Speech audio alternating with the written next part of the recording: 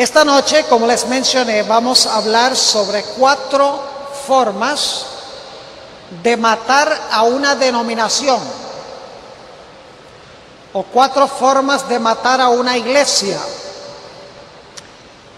Sin embargo, antes de que hablemos de este tema tan importante y tan solemne, quiero pedirles que inclinen sus rostros conmigo y vamos a orar. Padre Celestial, te damos gracias por el privilegio de encontrarnos una vez más aquí en este lugar con el fin de escuchar tu voz. Pedimos, Señor, que esta noche tu Espíritu Santo hable a nuestras mentes y corazones. Es un tema solemne. Estamos viviendo en tiempos peligrosos. Te pido, Señor, que nos mantengas fieles a ti hasta aquel día cuando Jesús venga en las nubes del cielo a buscarnos para llevarnos a la patria celestial y a la tierra nueva, donde habitaremos siempre con nuestro Señor. Pedimos pues tu compañía. Te lo pedimos en el precioso nombre de Cristo Jesús. Amén. Quiero invitarles a abrir sus Biblias conmigo al libro de Apocalipsis, el capítulo 10. Apocalipsis, el capítulo 10. Es una profecía probablemente bien conocida por la mayoría de los que estamos aquí. No vamos a tomar el tiempo para estudiar en detalle cada aspecto de este capítulo. Algunas de las cosas sencillamente las vamos a repasar.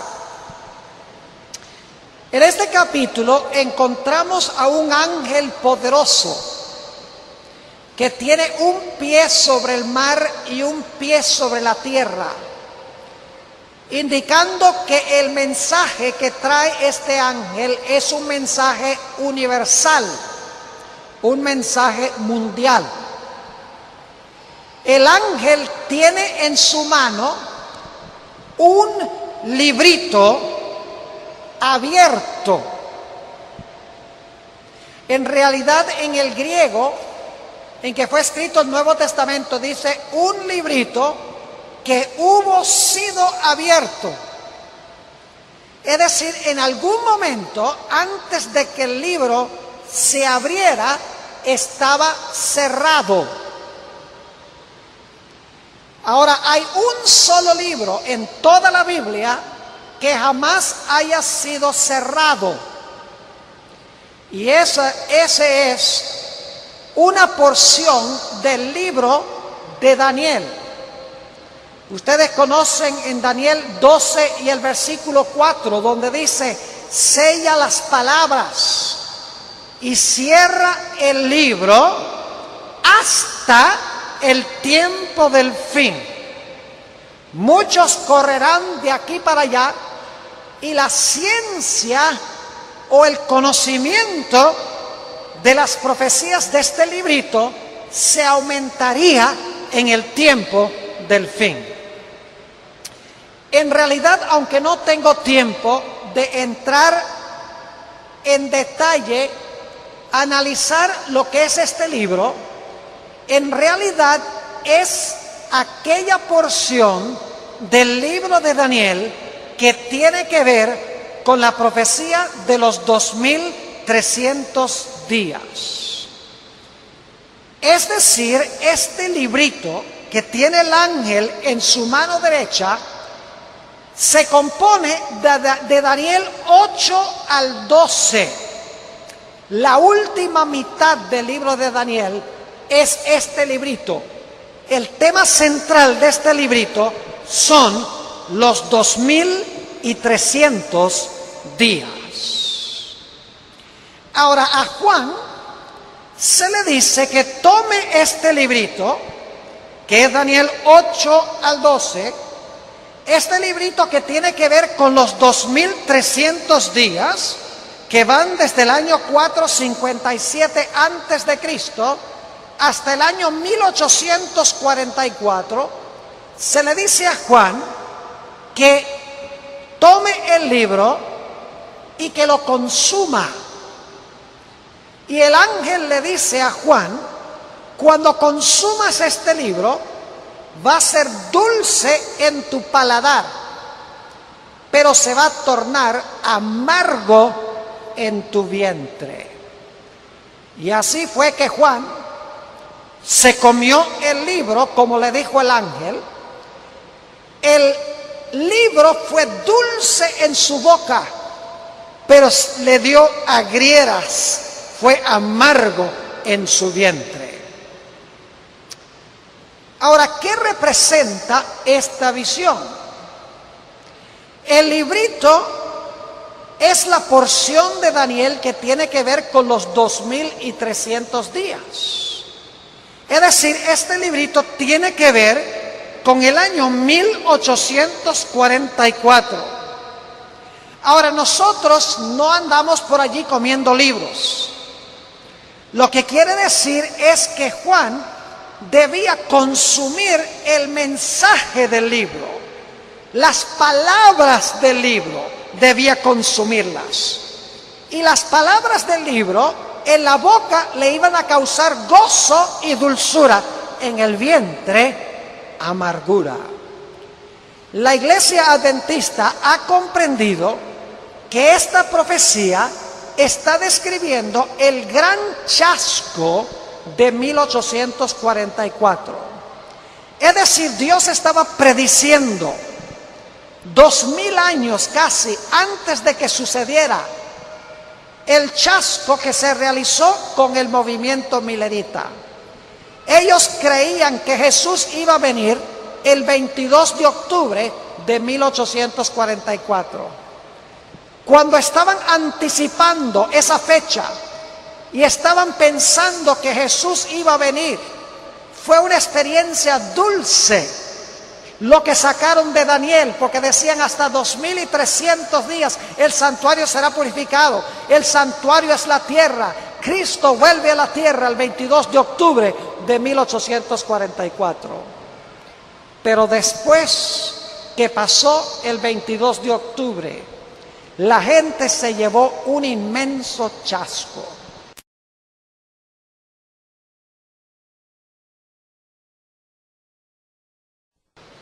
La experiencia que había sido dulce en su boca cuando habían masticado, por así decirlo, el mensaje, se tornó amargo.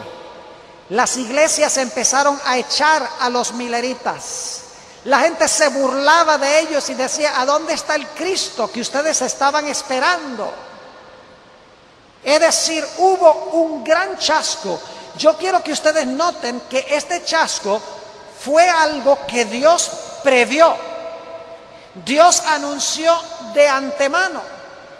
Es decir, Dios ya había dicho en el libro de Apocalipsis que iba a haber una experiencia dulce en anticipación del 22 de octubre, pero que después de esta fecha iba a haber amargura. Ahora, el versículo especial que quiero que notemos es el versículo 11 de Apocalipsis 10. Inmediatamente después del chasco, después que el grupo de mileritas estaban esperando ansiosamente la venida de Jesús, y para ellos era dulce pensar que Jesús iba a venir, y después que su experiencia se tornó amarga porque Jesús no vino, el ángel da una comisión. Dice en el versículo 11, y él me dice: necesario es que otra vez profetices a muchos pueblos y gentes y lenguas y reyes. Es decir, es necesario ahora que vayas a todas las naciones, lenguas, pueblos, gentes, para proclamar el mensaje de este librito. Ahora escuchen bien lo que voy a decir. Esta profecía describe el origen de la iglesia adventista. La iglesia adventista se originó con un chasco. Es muy cierto. Nuestros antecesores pensaban que Jesús iba a venir el 22 de octubre de 1844. Y cuando Jesús no vino, quedaron chasqueados, como lo dijo la profecía. Pero como dice esta profecía, después del chasco, Dios le dio a su pueblo la comisión de ir a profetizar de nuevo a toda nación, lengua, pueblo y a los reyes. Es decir, que la iglesia adventista no se originó por accidente, no se originó por casualidad, no es una iglesia del montón, no es como las demás iglesias. Es una iglesia que tuvo un origen profético, específico, en armonía con esta profecía. Y es una iglesia que Dios ha llamado con una misión especial para el mundo. Así que lo primero que quiero que noten es que la iglesia adventista tuvo raíces divinas. Es decir, tuvo un origen divino. No es como cualquier otra iglesia. Es la iglesia remanente de la profecía. Pero hay un segundo aspecto de la iglesia adventista. Noten Apocalipsis, el capítulo 14 y el versículo 6. No solamente se originó la iglesia adventista en armonía con el calendario profético, no solamente son nuestras raíces proféticas, sino que tenemos una misión especial que Dios le ha dado a la iglesia adventista. Noten esa misión en Apocalipsis 14 y el versículo 6. Apocalipsis 14 y el versículo 6. Y vi otro ángel volar por en medio del cielo, que tenía el evangelio eterno para predicarlo a los que moran en la tierra y a toda nación y tribu y lengua y pueblo. Ahora, no quiero que pierdan la conexión entre este versículo y el versículo último de Apocalipsis 10:11. En Apocalipsis 10:11, después del chasco, Dios dice: es necesario que salgas y profetices a muchos pueblos, naciones, lenguas y reyes. Aquí está el mensaje que debe proclamar la iglesia remanente. El mensaje que debe ir a toda nación, tribu, lengua y pueblo. Es decir, nuestra misión como iglesia adventista, que tuvo un origen divino, profético, que tiene raíces arraigadas en las profecías de la Biblia, nuestra misión es llevar el mensaje del evangelio a todo el mundo. Esa es nuestra misión. Es decir, que la iglesia adventista tiene un origen divino y tiene una misión divina, que es llevar el evangelio a todas las naciones del mundo. Pero hay un tercer aspecto especial de la iglesia adventista, y es que Dios le ha dado a la iglesia adventista un mensaje especial. No solamente la iglesia adventista tuvo un origen profético, no solamente tiene una misión profética, sino que la iglesia adventista tiene un mensaje profético. Y ese mensaje se encuentra en Apocalipsis 14 y el versículo 7. Diciendo en alta voz: temed a Dios y dadle honra, porque la hora de su juicio es venida. Y adorad a aquel que ha hecho el cielo y la tierra y el mar y las fuentes de las aguas. Hay varias doctrinas claves de la iglesia adventista en este versículo. Temer a Dios significa guardar sus mandamientos. Teme a Dios y guarda sus mandamientos, porque esto es el todo del hombre. Dar gloria a Dios significa que debemos cuidar de nuestra salud, glorificad pues a Dios con vuestro cuerpo y con vuestro espíritu, los cuales son de Dios. Si pues coméis o bebéis, hacéis otra cosa, haced todo para gloria de Dios. Teme a Dios tiene que ver con los mandamientos. Da gloria a Dios tiene que ver con el mensaje de la salud. La hora de su juicio ha llegado. Eso está conectado con Daniel 8:14. Es decir, que debemos anunciar que ahora estamos en el tiempo del juicio. Suscríbete, dale me gusta y activa la campanita para recibir las notificaciones. Y luego dice: adorad a aquel que hizo el cielo, la tierra, el mar y las fuentes de las aguas. Es decir, es un mensaje que llama a la gente a adorar al Creador. Y la señal del Creador, que es el sábado. Es decir, el mensaje del primer ángel llama a la gente a guardar la ley de Dios. Llama a la gente a glorificar a Dios con su cuerpo y con su mente. Llama a la gente a reconocer que estamos ahora en el tiempo del juicio. Llama a la gente a honrar al Creador guardando su santo sábado. Y dicho sea de paso, también encontramos aquí la doctrina del estado de los muertos. Y ustedes dicen: ¿cómo está el estado de los muertos allí? Escuchen bien. Si Jesús comenzó el juicio en 1844, entonces nadie se fue al cielo o al infierno cuando se murieron. Porque si la gente se fue al infierno o al cielo cuando se murieron, ¿a qué va a juzgarlos Jesús en 1844? La idea del juicio conlleva la idea de que los muertos nada saben sino hasta el momento de la resurrección. Pero allí no termina el mensaje de la Iglesia Adventista.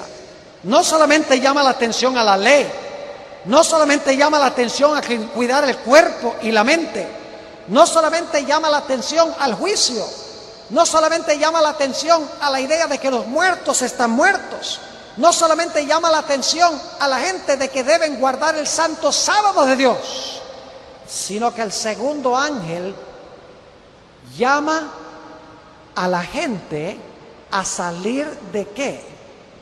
De Babilonia.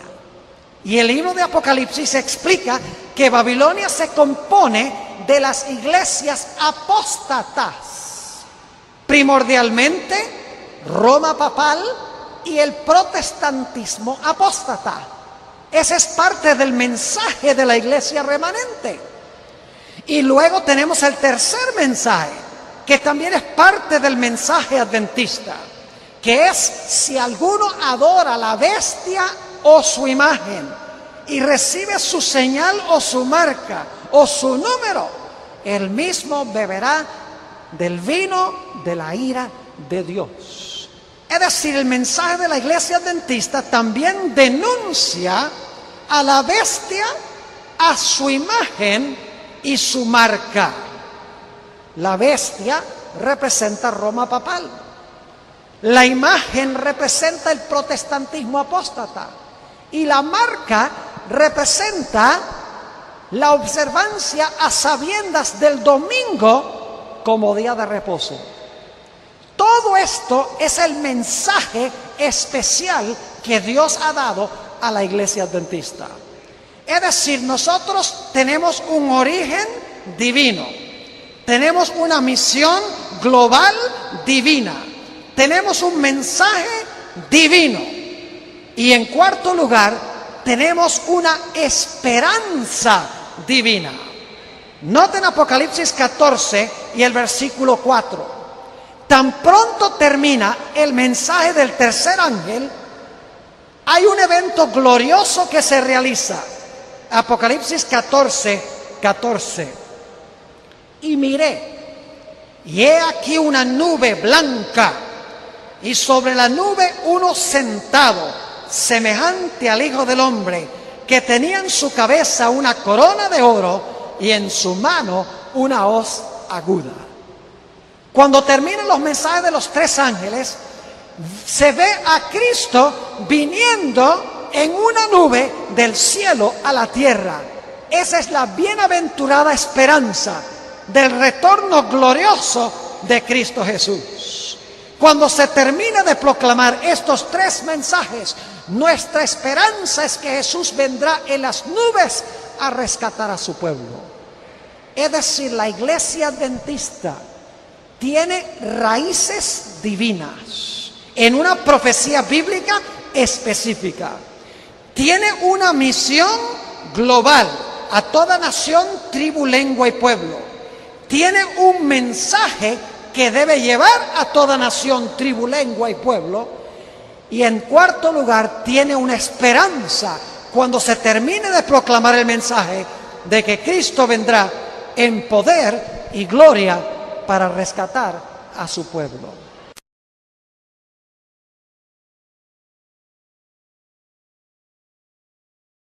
Satanás quiere destruir a la iglesia adventista. Y no hay mejor forma en que Satanás pueda destruir a la iglesia adventista que llevando a la iglesia adventista a ignorar estos cuatro aspectos con los cuales hemos comenzado en esta noche. Si la iglesia adventista olvida su origen profético, no es sino como cualquier otra iglesia.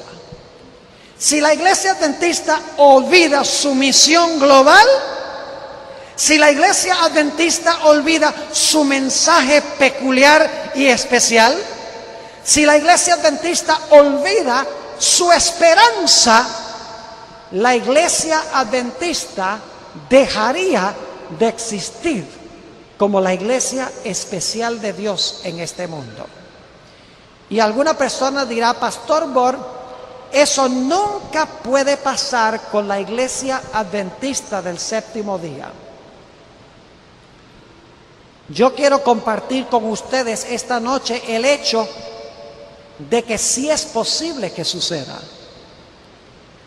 Satanás odia la iglesia adventista, la iglesia remanente. Él quiere convencer a la iglesia adventista de que es como cualquier iglesia.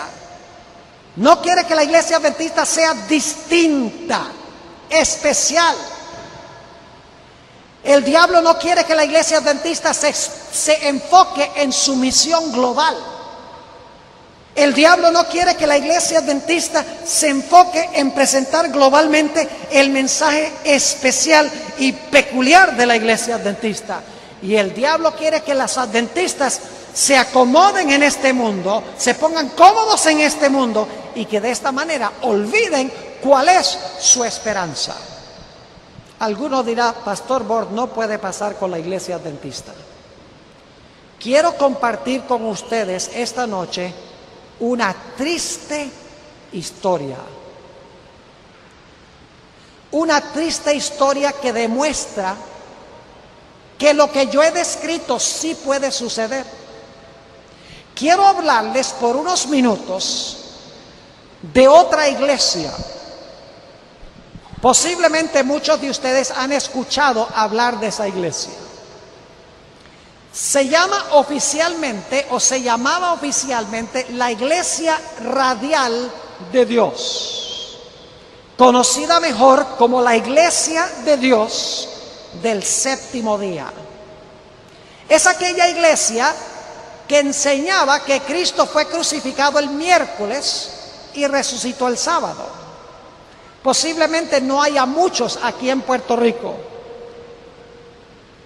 Ahora, esta iglesia fue fundada en el año 1937 por un hombre que se llamaba, porque ya murió, Herbert W. Armstrong, Heriberto Armstrong. Él fue el pionero, el fundador de esta iglesia. Muchas de las doctrinas de la Iglesia de Dios del séptimo día son semejantes a las doctrinas de la iglesia adventista. Por ejemplo, entre las doctrinas que ellos sostenían está la observancia del sábado, la devolución del diezmo, la distinción entre carnes limpias e inmundas, la importancia de los 10 mandamientos, el hecho de que los muertos nada saben, el hecho de que debemos cuidar nuestro cuerpo porque es templo del Espíritu Santo. Y también enseñaban la importancia de trazar cuidadosamente las profecías de Daniel y Apocalipsis. Es más, el mensaje profético de esta iglesia era lo central, el elemento central de su identidad. ¿Saben ustedes que esta iglesia también enseñaba que el papado y el protestantismo apóstata constituyen Babilonia? Es decir, Babilonia es Roma papal y las iglesias protestantes apóstatas. Claro, esta iglesia tenía otras ideas, doctrinas diferentes a la iglesia adventista, como por ejemplo que Cristo fue crucificado el miércoles y resucitó el sábado. La idea de que debemos celebrar las fiestas judías y algunas otras ideas proféticas con las cuales nosotros no congeniamos.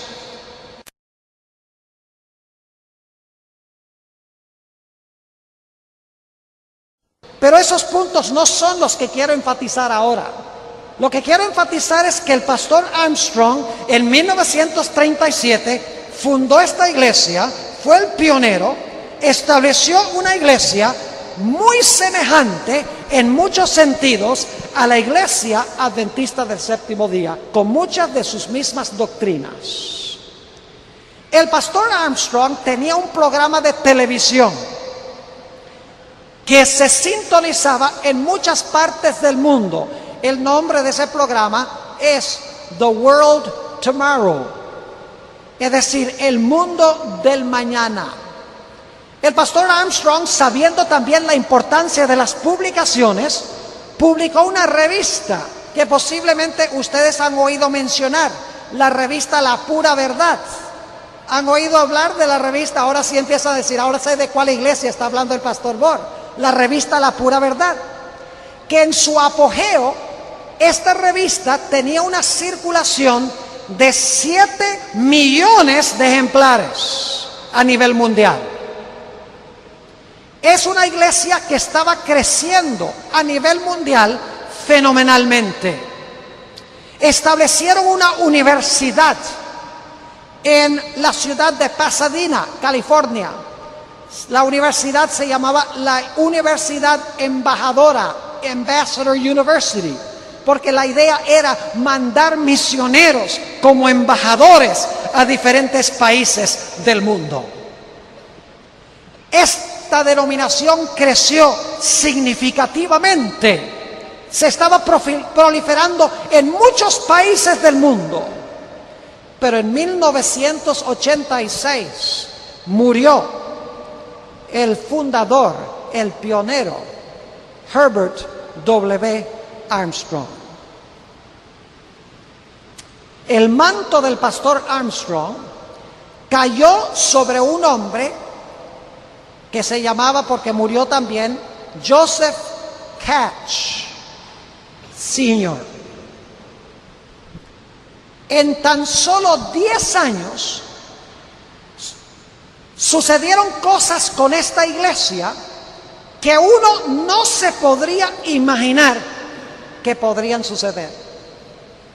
Después del año 1986, cuando murió el pionero, el fundador, la iglesia respetó por 4 o 5 años el liderazgo de Joseph Catch. Pero en 1992 empezaron a suceder cosas extrañas en la iglesia de Dios del séptimo día. En primer lugar, empezaron a desaparecer los libros del fundador, del pionero, Herbert Armstrong. Los quitaron de las librerías y ya no los publicaban. Empezaron a desenfatizar la dimensión profética de esta iglesia. Empezaron a no hablar de las doctrinas distintivas de esta iglesia. En lugar de los libros del pastor Armstrong, empezaron a publicar nuevos libros con lo que ellos mismos llamaban una nueva teología. Había un sentir entre los dirigentes, estos nuevos dirigentes, que no era deseable mantener en alto la teología y el carácter distintivo de esta iglesia. Empezaron a decir los líderes que sería buena idea más bien acercarse lo más posible a las iglesias protestantes evangélicas. Suscríbete, dale me gusta y activa la campanita para recibir las notificaciones. Empezaron a enseñar de que el papado y el protestantismo apóstata no tenía nada que ver con las profecías. Empezaron a enseñar de que la iglesia de Dios del séptimo día no era una secta, ni era un culto, sino que era una denominación cristiana. No querían ser reconocidos como un grupo aparte del cristianismo, sino que querían que se vieran como cristianos en pleno estado, como lo eran las demás denominaciones. Echaron abajo las creencias y prácticas distintivas de la iglesia. A fines del año 1994, solo 2 años después que comenzó este movimiento en la iglesia de Dios, el pastor Catch Sr., el padre, comenzó un proceso en la iglesia que iba a causar un desastre de alcance mayor. En enero de 1995, el pastor Catch, el nuevo líder de la iglesia, envió un video a todas las iglesias de esta denominación a nivel mundial. En este sermón, en este video, él le informó a todas las iglesias de la denominación de que iba a haber grandes cambios en la iglesia. Y les dijo que si no aceptaban los pastores estos cambios, se les iba a desemplear. Y cualquier miembro que no estuviera de acuerdo con esta nueva teología y con este nuevo sistema, iba a ser desfraternizado de la iglesia. En septiembre de 1995 murió el pastor Catch y fue sucedido por su hijo, Joseph Catch Jr., y las cosas empeoraron. El hijo escribió un libro sobre los 2 pactos. En el libro decía que bajo el nuevo pacto estamos bajo la gracia y ya no es necesario guardar la ley.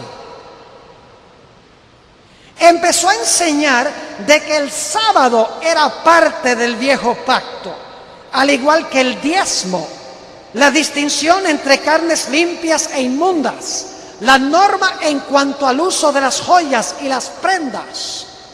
Y enfatizó que ya no era tan necesario estudiar las profecías de la Biblia. En cuestión de 10 años, la Iglesia de Dios del séptimo día mundial, con millones de adeptos, había dado un vuelco completo y total, y había rechazado las enseñanzas del pionero, había rechazado sus raíces y se había convertido en una iglesia evangélica o protestante. Y uno se pregunta, ¿cómo es posible que haya podido pasar esto con esta iglesia en solo un periodo de 10 años? La respuesta es muy sencilla. Cuando establecieron la universidad, Ambassador College, para recibir acreditación, necesitaban tener profesores que tuvieran títulos de posgrado. Y por lo tanto enviaron a algunos de sus estudiantes más capaces a estudiar en seminarios que no pertenecían a su denominación. En efecto, la mayoría de ellos asistieron a una universidad que queda cerca de Pasadena, California. Se llama Azusa Pacific University, un seminario teológico evangélico con tendencia pentecostal.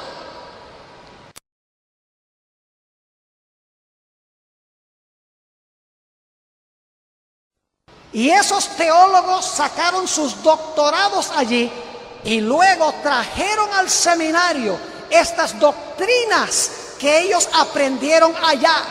Y así se infiltraron a la iglesia entre los dirigentes y entre muchos ministros estas ideas divergentes. ¿Cuál ha sido el fruto del vuelco en esta iglesia?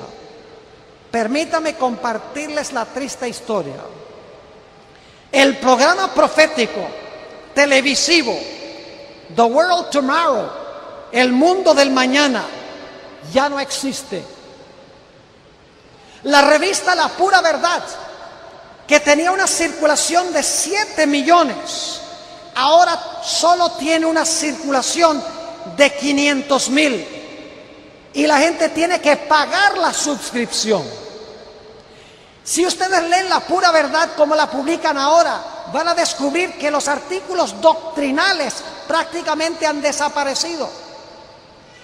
No hay artículos sobre eventos finales, sobre profecías, sobre la segunda venida. No hay temas controversiales que pueda causar inquietud con otras iglesias. La mayoría de los artículos enfatizan cómo vivir una vida feliz y abundante aquí en este mundo. La Universidad Embajador se metió en problemas económicos, perdió muchos de sus alumnos teológicos y la denominación tuvo que vender su única institución teológica.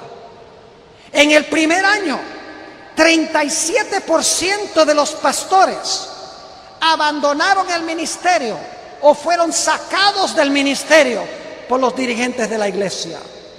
En ese primer año, el 50% de la feligresía de la iglesia abandonó a la iglesia de Dios del séptimo día. Algunos se fueron al mundo, otros formaron grupos independientes. Un grupo mayor se reunió del 30 de abril hasta el 2 de mayo de 1995 en la ciudad de Indianápolis, Indiana, con el fin de establecer una nueva denominación.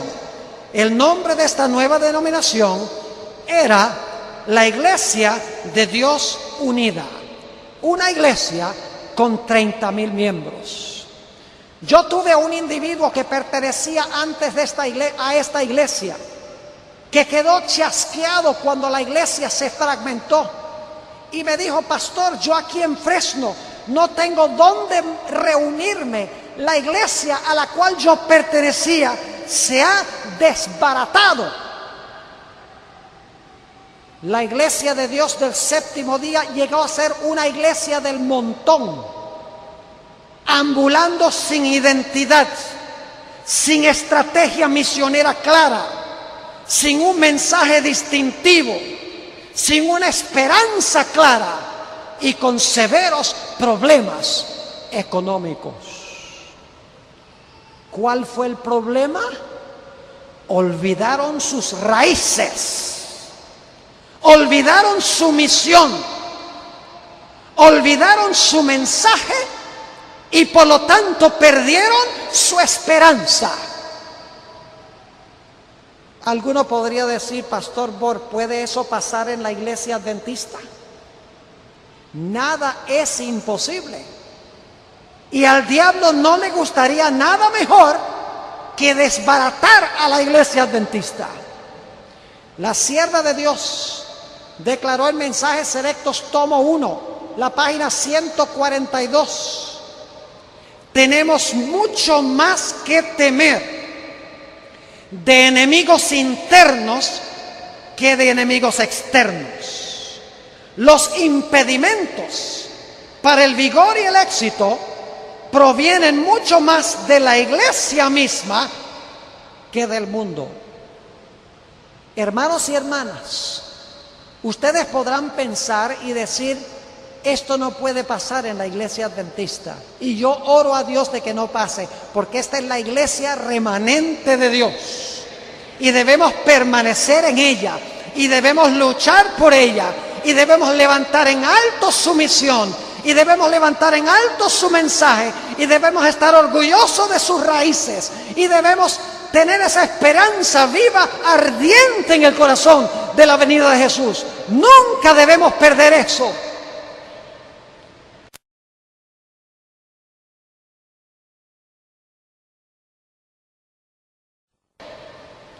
Alguno podrá decir, Pastor Bor es un alarmista. Yo quiero compartir con ustedes una historia muy fascinante que se ha estado escribiendo durante los últimos meses. La Unión del Pacífico, a donde sirvo yo como pastor, es la unión más grande de Norteamérica. Tiene cerca de 200,000 miembros. Nuestro presidente, el pastor Tomás Mostert, que dicho sea de paso va a predicar en mi iglesia el sábado, y por eso no puedo estar con ustedes el sábado, porque tengo que ir allá a atenderlo, no puedo estar aquí mientras él llega allá, aunque hay gente que lo atienda, pero por respeto debe estar allá con él. Lo invité hace 2 años. El pastor Mostert, por su propio testimonio, dice que durante muchos años él estaba de acuerdo con los planes de crecimiento de la iglesia que aparecían por ahí en las denominaciones no adventistas. Inclusive nos decía este año en el campestre a los pastores de nuestra asociación que durante muchos años él promovía la idea de mandar ministros adventistas a estos seminarios que se dan sobre crecimiento de la iglesia. Algunos de estos seminarios son, por ejemplo, en la iglesia de Willow Creek, en Chicago, una iglesia pastoreada por Bill Hybels, una iglesia que tiene más de 25,000 miembros, que se reúne los domingos. Otro, Rick Warren, quien escribió The Purpose Driven Church, la iglesia, ¿cómo se dice en español? La iglesia con propósito, supongo que sería la traducción. Él pastorea la iglesia de Saddleback, que tiene más de 30,000 personas en asistencia los domingos. Mandaba pastores a los seminarios en la Catedral de Cristal de Robert Schuller. Animaba a los pastores que fueran a estudiar en el seminario teológico de Fuller Theological Seminary. Inclusive mandaba a individuos a seminarios de un nuevo pastor joven que se llama Joel Osteen, que tiene la iglesia más grande en los Estados Unidos. Ahora, se reúne más de 40,000 personas los domingos en la mañana para el culto. Y el pastor Mostert dice que durante años él pensaba que este movimiento de crecimiento de la iglesia era la forma en que la iglesia adventista podía tener una explosión evangelística y crecer a una velocidad grande.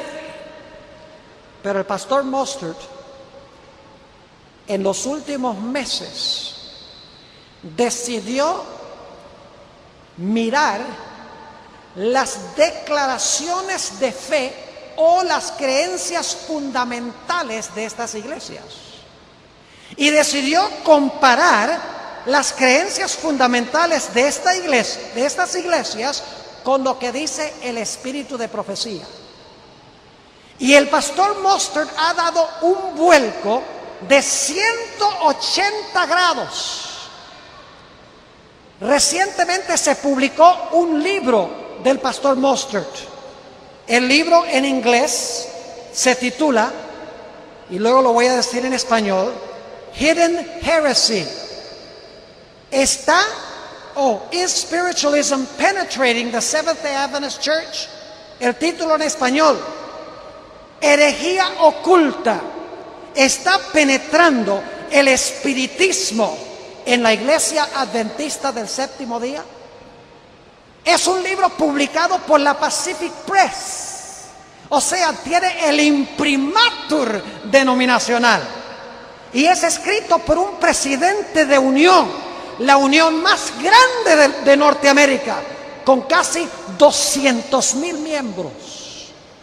El pastor Mostert en este libro dice que las creencias fundamentales de estas iglesias en ni un solo caso llaman a la gente al arrepentimiento antes de recibir a Jesús.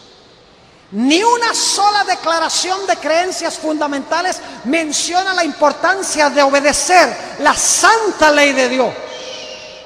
Encontró que en sus declaraciones estas iglesias tienen como su misión hacer que la gente se sienta bien, tratar de suplir las necesidades que siente la gente. Encontró que ellas están moldeando sus métodos de adoración y de música para satisfacer los gustos de los que vienen a esas iglesias. También descubrió que estas iglesias no quieren que se presente ningún tema controversial, nada doctrinal, nada profético que pueda ofender a las personas que asisten a la iglesia. Tal vez por eso es que estas iglesias están creciendo tanto, porque las iglesias no esperan nada de nadie. Son prácticamente unos clubes sociales, si podríamos decirlo. La división norteamericana consideró tan importante la obra del pastor Mostert que le pidieron al pastor Mostert que fuera a presentar este material a todos los presidentes de las asociaciones de la división norteamericana, porque él demostró que los métodos de estas iglesias, las creencias de estas iglesias, el estilo de adoración de estas iglesias, el estilo de vida de estas iglesias, es total y radicalmente distinto y diferente que el origen, la misión, el mensaje y la esperanza de la iglesia adventista del séptimo día. Yo doy gloria a Dios de que un presidente de unión haya tenido la valentía de pararse y decir: las cosas no andan bien. Porque saben ustedes que en la iglesia adventista tenemos muchas iglesias en Norteamérica que ahora están adoptando estos sistemas y métodos de estas iglesias. Suscríbete, dale me gusta y activa la campanita para recibir las notificaciones. ¿Saben ustedes que hay algunas iglesias grandes de la iglesia adventista en Norteamérica que han abandonado la denominación y ahora son iglesias que guardan el domingo? Posiblemente ustedes no sabían eso. Por ejemplo, la iglesia que se llama Grace Place en Denver, Colorado. El pastor Peck, que era pastor de esa iglesia cuando era adventista, se retiró de la iglesia, se llevó la mayoría de la iglesia y formó una iglesia dominical. ¿Saben dónde aprendió eso? En Willow Creek y en Saddleback. Otra iglesia, la iglesia de Sunnyside en Oregón. El pastor también se fue con la mayoría de los miembros de la iglesia. Formó una iglesia que guarda el domingo como día de reposo. La iglesia de Damascus Road que queda ahí a la vuelta de la conferencia general. El pastor Fredericks abandonó la iglesia adventista. La mayoría de los miembros se fueron con él. Y ahora es una iglesia que guarda el domingo como día de reposo. No digan que no puede pasar en la iglesia adventista. Si no levantamos la guardia, podemos caer nosotros en la misma trampa de Satanás. ¿Saben ustedes que ahora hay pastores en Norteamérica que están diciendo: no le digamos a la iglesia adventista del séptimo día? Dice, llamémosla Adventist Community Church, iglesia adventista de la comunidad, o llamémosla Adventist Fellowship, todo con el fin de eliminar la idea del séptimo día, para que la gente del mundo se sienta cómoda en la iglesia adventista. Los mismos pastores, yo tengo uno a unas cuantas cuadras de mi iglesia, dicen: nunca se debe citar a Elena G. de White desde el púlpito de la iglesia, porque se podrían ofender las visitas, o lo que se llaman los unchurched, la gente que no está acostumbrada a ir a la iglesia. Dicen: no interesa la música que se presente, la música contemporánea cristiana es lo que la gente está escuchando allá afuera, metámosla a la iglesia, y de esa manera esa gente allá afuera se va a sentir cómoda dentro de la iglesia adventista.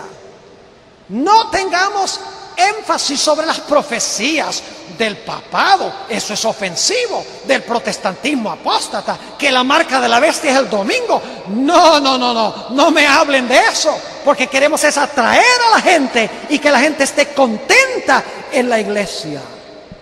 No me hables de eso, de que debemos levantar las normas de la vestimenta. No, que la gente venga a la iglesia como ellos quieren, en chores, en blue jeans, porque al fin y al cabo Dios lo que le interesa es el corazón, no le interesa la forma en que nosotros vestimos. Y estas iglesias invariablemente están diciendo: lo que necesita predicar la iglesia no es la ley, la iglesia necesita predicar solo la gracia. Pasó con la iglesia de Dios del séptimo día, y el diablo está tratando de hacerlo con la iglesia adventista del séptimo día. Nosotros no podemos permitir que esto suceda, mis hermanos y hermanas. Nosotros debemos estar en nuestras iglesias como guardianes de la verdad de Dios. Nosotros debemos ser atalayas en Sión. No debemos salir de la iglesia adventista, criticar la iglesia, formar movimientos independientes. Debemos quedar en la iglesia y luchar por la iglesia, luchar por sus raíces, luchar por su misión, luchar por su mensaje y proclamar su esperanza. Porque el diablo quiere destruir esta iglesia, pero no hay nada en el mundo que Dios ame más que la iglesia adventista del séptimo día. El apóstol Pablo vio estos días. Vayan conmigo a 2 de Timoteo, el capítulo 4 y los versículos 1 al 4. 2 de Timoteo, el capítulo 4 y el versículo 4. Yo he sugerido, esta ha sido una sugerencia mía a Samuel Pérez, de que se traiga al pastor Mostert un fin de semana a Puerto Rico y que se reúna con los pastores y los dirigentes. Este no es ningún disidente, es un presidente de unión.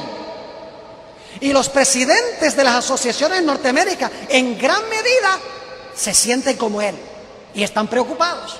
Para aquellos que dicen: la iglesia adventista está en apostasía, todo el mundo es apóstata. Mucho cuidado, porque muchos de nuestros dirigentes están viendo la luz, están viendo los peligros y aman la iglesia.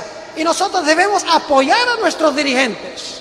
Y cuando los dirigentes se van tal vez por un camino que pensamos que no deben ir, debemos tener la valentía, aun cuando somos laicos, de decirles claramente los peligros que nosotros discernimos en las decisiones que están tomando. Segunda de Timoteo 4 y el versículo 1.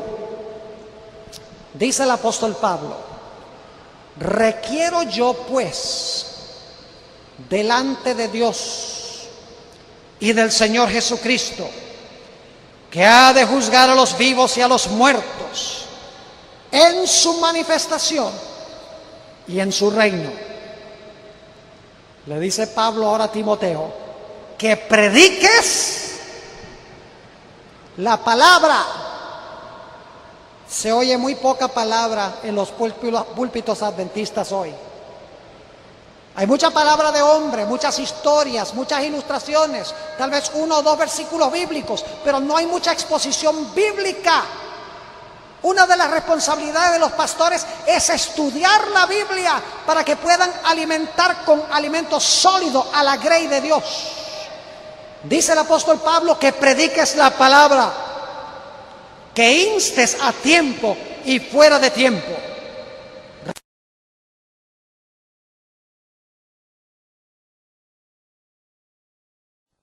Redarguye, reprende, exhorta. Todo esto es con la palabra, ¿no? Dice: redarguye, reprende, exhorta con toda paciencia y doctrina. Y ahora va a explicar por qué necesitamos predicar la palabra. Dice: porque vendrá tiempo cuando no sufrirán la sana doctrina. Lo que está diciendo es que va a venir un tiempo en que la gente no va a querer la sana doctrina. Antes, teniendo comezón de oír, se amontonarán maestros conforme a sus concupiscencias. El cuadro que presenta el apóstol Pablo aquí, en este versículo, es de una gente que tiene piquiña por oír lo que quieren oír. Y se buscan a un maestro que les rasque la piquiña. Un maestro que les enseñe lo que quieren oír. Dice que se amontonarán maestros que les enseñen de acuerdo a sus propias concupiscencias. Es decir, que les enseñen que no hay problema, puedes seguir pecando, puedes seguir viviendo una vida llena de pasiones malas, que eso es lo que significa la palabra concupiscencia aquí. Y luego dice el apóstol Pablo: y apartarán de la verdad el oído y se volverán a las fábulas. Eso ha hecho el mundo cristiano. Ay de nosotros si nosotros nos ponemos a agarrarle prestado a Babilonia. Tenemos suficiente luz en el espíritu de profecía sobre cómo crecer una iglesia. ¿Saben por qué no está creciendo la iglesia? Porque nosotros los laicos estamos sentados flojos calentando una banca. Ahora les voy a echar a ustedes. ¿Ve? Hablamos ya de la dirección de la obra y de lo que está pasando en la iglesia. Ahora, la razón por la cual la iglesia no crece es porque nosotros no estamos estudiando con la gente y preparándola para entregarse al Señor y para bautizarse. Es tiempo de que nosotros nos levantemos de nuestros asientos y salgamos a nuestros vecinos, a nuestros amigos, a nuestros compañeros de trabajo, a las personas con quienes tenemos contacto, nuestra familia, para proclamarles el mensaje especial para este tiempo. Todo el mensaje completo.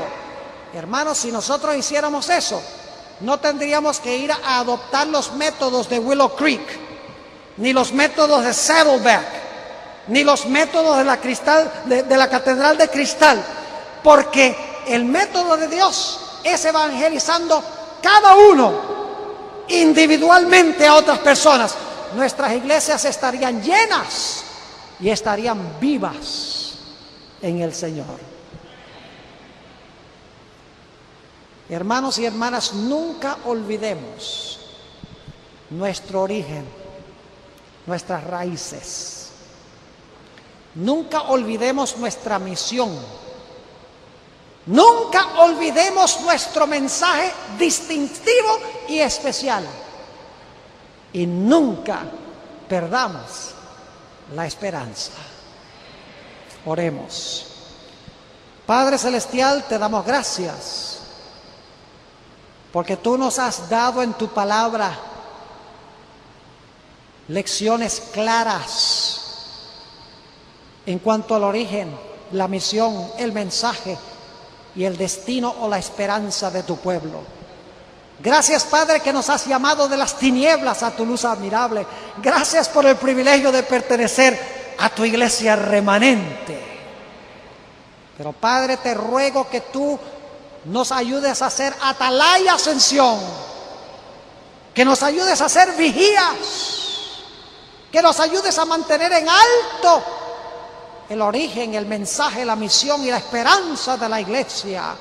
Ayúdanos, Señor, a mantenernos alerta, despiertos. Y, Padre, te ruego que derrames tu Espíritu Santo sobre cada persona aquí y que sientan ese amor insaciable por las almas por las cuales Cristo murió. Oh, Padre, ayúdanos a sentir esa pasión y a salir y a trabajar por los que perecen en el pecado. Gracias, Señor, por haber estado con nosotros durante estos días. Y gracias por escuchar nuestra oración, pues te lo pedimos en el precioso nombre de Cristo Jesús. Amén.